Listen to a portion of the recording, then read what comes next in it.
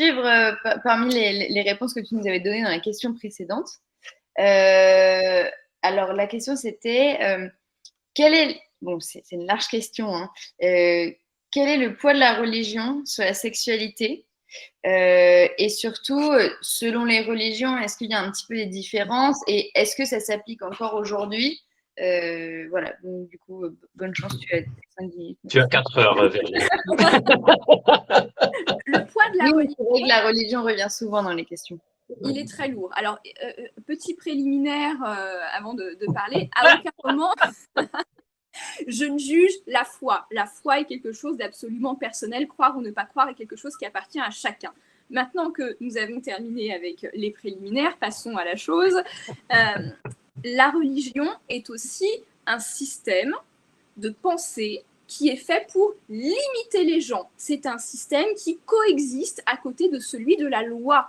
Il est là pour vous faire croire que si vous agissez de telle manière, il y aura une punition qui arrivera peut-être pas tout de suite, mais qui arrivera plus tard. Parce que ce qui fait société humaine, c'est de vivre avec des règles, de préférence pour ne pas nuire aux autres personnes de notre entourage et de la société. Donc le rôle de la religion, c'est de nous limiter et donc de nous insuffler des croyances limitantes. Donc en psychologie, c'est une expression qu'on aime bien d'ailleurs. Donc forcément, quand on est élevé dans le poids de la religion qui vous explique que le sexe, en dehors du mariage, c'est pas bien, que la jouissance est une souillure, forcément, comment accéder à votre corps, comment utiliser votre corps comme outil de plaisir quand on vous dit que ça, c'est mal, que toucher l'autre, c'est mal, que jouir, c'est mal. Donc, nécessairement, c'est lourd à porter et c'est un vrai exercice intellectuel que de s'en affranchir pour pouvoir accéder à une jouissance plus libre, sans nuire aux autres, hein, évidemment, parce que ce qui compte, c'est aussi le respect de l'autre. Je parle évidemment davantage plus du christianisme que je connais le mieux. Je ne suis pas une spécialiste des religions. Je sais effectivement que dans le monde hébraïque, chez les Juifs, il y a aussi beaucoup de réglementations autour de la sexualité, que la femme va être considérée comme sale, souillée, impure au moment où elle a ses règles. Et chez les plus pratiquants, elle devra pratiquer un bain rituel avant de revenir à la sexualité avec son époux. D'ailleurs, on remarquera que ce bain rituel, en fait, permet de ne pas avoir de rapport sexuel dans la période où la femme est inféconde après ses règles. Donc, ça permet de retrouver la sexualité au moment où elle est féconde à nouveau.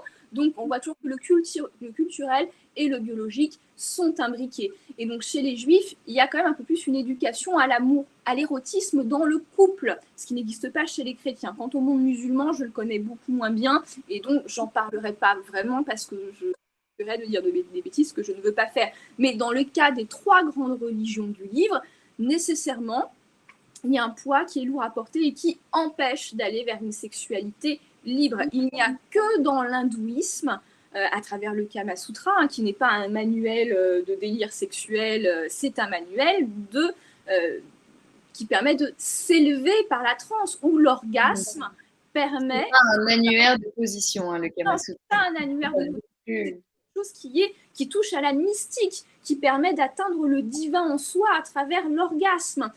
Or, dans la religion chrétienne, et c'est sans doute pareil dans les autres religions du livre, la transcendance ne doit s'obtenir que par la prière, pas par la sexualité.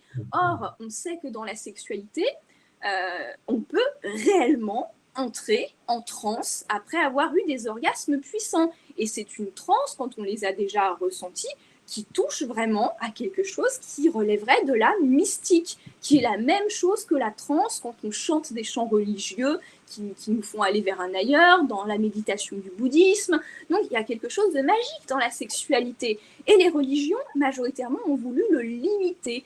Donc j'aurais presque envie de dire les laïcs ont une meilleure sexualité que les religieux, mais visiblement les études de l'IFOP prouvent que c'est vrai. Prouve que c'est vrai. Comment ? C'est vrai. Prouve que c'est vrai. Ben, ils sont plus libérés parce que quand on est affranchi du poids de la religion, on est plus libre d'aller expérimenter sa sexualité sans culpabilité. Et d'ailleurs, j'ai une question pour toi, Virginie, et après, j'ai une question pour toi, Gilbert. Tout ça, donc, tout ce poids de la religion, etc., il est écrit à la base, donc dans les écrits de base, ou est-ce que c'est des dérives ou je veux dire des choses qui se sont rajoutées après? Interpréter. Les Oui, deux, des interprétations. C'est un peu un mix des deux. c'est un mix des deux, puisque la religion, comme je te disais, doit contrôler les corps, le corps des femmes encore plus que le corps des hommes. Et ensuite, on va rajouter des interprétations qui vont permettre aux religieux généralement et à la société en général de maîtriser encore davantage les pulsions des gens. Parce que ce qui nous sépare de l'animalité, pour rebondir sur ce que tu disais tout à l'heure, Gilbert, ce qui va vraiment séparer l'être humain de l'animal, c'est la création de la règle. Et on voit que les règles touchent avant tout à la nourriture et à la sexualité. C'est pour ça que les deux sont liés. Une société se fabrique en créant aussi des interdits alimentaires. C'est vrai. D'accord. D'ailleurs, on fait le carême, Ramadan, on fait toutes les religions ont des jeûnes comme ça. Et d'ailleurs, moi, ça m'a toujours fait sourire que les personnes qui pondent les règles religieuses sur la sexualité, c'est-à-dire ceux qui disent c'est comme ça qu'il faut faire quand on est chrétien, quand on est musulman, quand on est ceci, c'est presque toujours, on va pas dire toujours, des personnes qui sont censées ne pas avoir une expérience sexuelle, puisque les responsables religieux, a priori, ils n'ont pas une vie sexuelle débridée.